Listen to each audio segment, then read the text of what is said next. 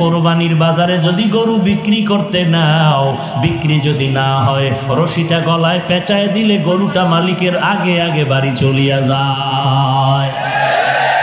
গরুটায় মালিকের থেকে সব, মালিকের থেকে একটা টাকাও পায় না।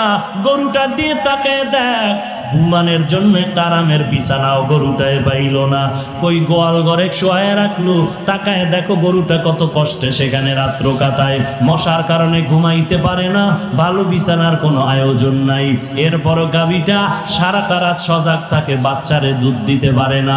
নিজের ভিটামিন যুক্ত সব দুধ তার মালিকের দিয়া দিল, কোনোদিন প্রতিবাদ করলো না, ও মালিক আমার বাচ্চারে দুধ না দিয়া সব দুধ তুমি নিয়ে গেলা, তোমার কাজ করব না। এই বলিয়া গরুটা কোনোদিন মালিকের সাথে বেয়াদবি করে নাই।